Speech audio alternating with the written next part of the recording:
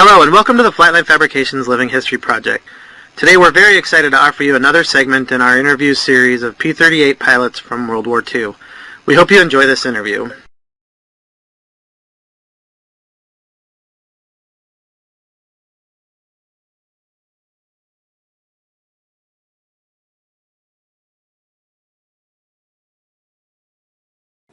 Do you have a favorite plane that you flew? 38 by far. There wasn't anything equal to it. It saved my ass many times. And did the plane that you flew, did you have a name for it? Or? Yes. I'll show you pictures of it here. I named it after my mother and father. It was probably one of the ones that Tokyo Rose remarked about several times. My dad's name was Harry and my mother's name was Carrie. So it was named Harry Carey. And the Japs didn't like that very well. It wasn't properly named. Do you have any fond memories from while you were flying P-38s? Well,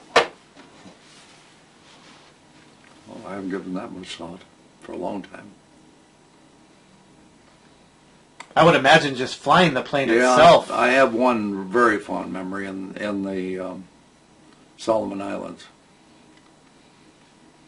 I think that our group commander is probably dead by now. He was older. He couldn't navigate with the ship. I mean, we had special compasses put in. He still couldn't find his way out of a paper bag. Coming back from, I think, Crubal or one of those islands, Treasury or someplace, and with the wingman, and we were a bit scattered off because we hit a number of different targets, and it was cloudy, and we were up at altitude, and came up where he was and tacked onto him. I won't even mention his name. He's such a bad pilot. But I kept wondering, what the hell's he going? I finally called him. I said, I think you're heading about 90 degrees off compass for Guadalcanal. You're heading east into the Pacific. And I got a break in the clouds, and I could see Choiseul down there, and I could see a harbor that I recognized.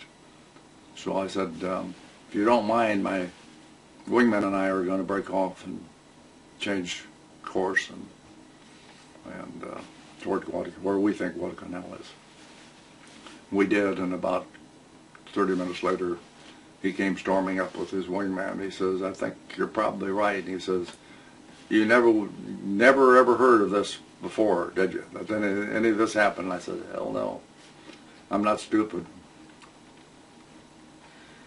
And then, what was it like after you returned home when the war ended? Did you go back to flying, or? Well, I made a mistake. I had a buddy of mine who was coming back out of the Philippines on a ship, and I was to be a messenger with a briefcase anchored to my hand to bring back, and I asked the general if I couldn't go back together with him, and I went on the bloody damn ship, which I should never have done. 27, 28 days, changing course every 15 minutes or so. There's still a war was going on, and it was boring as hell. It was just loaded.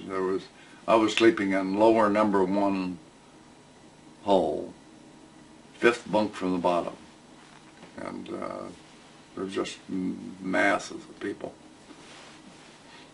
And that was a horrible mistake. I could have gotten through all this, but anyway, made it. Gambled with a couple Army people and made a lot of money. Have you flown since you got home? You said you flew when you were young.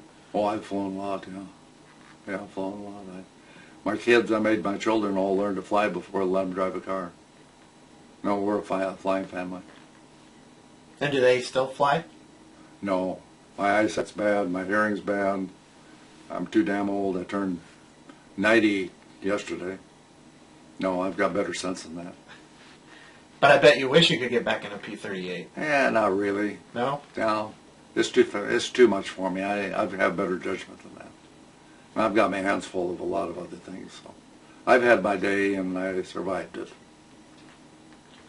Well, I appreciate you taking the time to talk to me. That's all the questions I really have. I'd love to see the photos you talked about. Okay, I'll show you some of them.